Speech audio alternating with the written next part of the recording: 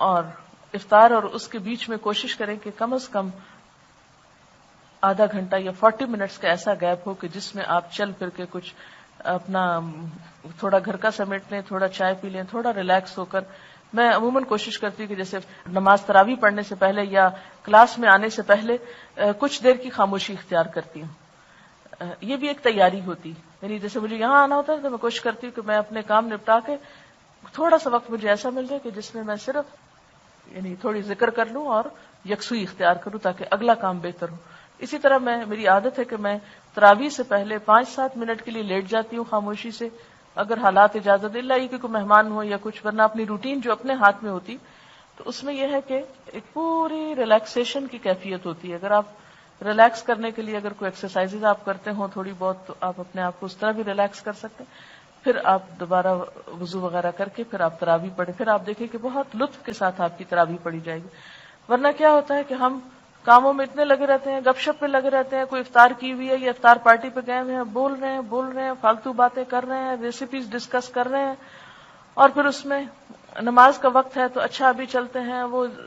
اور چلتے چلتے وہاں فرض بھی ہو چکے ہوتے ہیں اور ہم لیٹ پہنچتے ہیں. کوئی بھی نماز جو لیٹ شروع کی جائے اور بعد میں جماعت میں شامل ہوا جائے اس کا وہ لطف تو نہیں ہو سکتا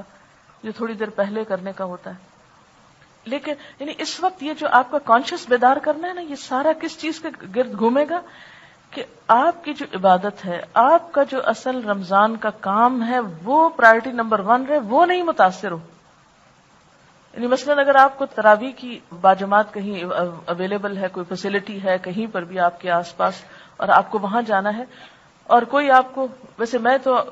کوشش کرتی ہوں کہ رمضان میں ایک دن بھی نہ نکلوں. پچھلے سال بھی میں صرف ایک دن اپنے رشتہ داروں کے ہاں گئی تھی، ورنہ پورا رمضان میں افطار پارٹیوں کے سخت خلاف ہوں اور میں نہیں جاتی کیونکہ اس سے عبادت میں بہت خلل آتا ہے. بعض اوقات مجبوری ہو جاتی، اور پھر یہ ہے کہ جب اگر کرانی بھی ہو تو جن دنوں نماز وغیرہ نہیں پڑھنی ہوتی ان دنوں میں یعنی لوگوں کو انوائٹ کیا جا سکتا تاکہ آپ کی عبادت پہ خلل نہ پڑے. اب آپ دیکھیں کہ اگر آپ کو کہیں جانا بھی پڑ گیا، یہ کوئی ایسی مجبوری بھی ہے تو اس میں آپ پہلے سے ان کو انفارم کر دیں. جب کوئی آپ کو دعوت دینے لگے تو کہے کہ اچھا اتنے بجے تک ہم فارغ ہو جائیں گے کیونکہ تراویح کے لیے جانا ہوتا ہے. یعنی پہلے سے دوسرے کو مینٹلی پریپیئر کر دیں کہ ہم اتنے بجے چھوڑ دیں گے آپ کو، تاکہ وہ پھر مائنڈ نہ کریں اینڈ ٹائم پر. ورنہ تو کیا ہوتا ہے، افطار آ رہی ہے، پھر کھانا آ رہا ہے، پھر چائے آ رہی ہے، پھر پان آ رہا ہے، پھر سونف آ رہا ہے، پھر پتہ نہیں کیا، اور سلسلہ کہیں ختم ہی نہیں ہو رہا. اس سے پھر آپ بگدڑ میں جلدی جلدی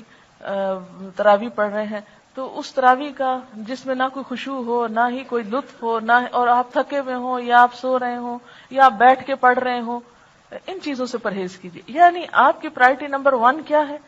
کہ یہ جو نیکیوں کا موسم بہار آیا ہے اس میں زیادہ سے زیادہ میں نے استفادہ کرنا ہے، یہ آپ کے ذہن میں ہو. اور اس پر یعنی خصوصی طور پر اپنے جو ہیں تزکیہ کی طرف اور تقویٰ کی طرف اچھی عادتوں کو ڈالنا ہے، اس کی پلاننگ کر لیں. رمضان میں ان کو کرنے کی کوشش کریں، رمضان کے اینڈ میں ایویلویشن کریں کہ واقعی وہ چیزیں آئی ہیں آپ کے اندر یا نہیں.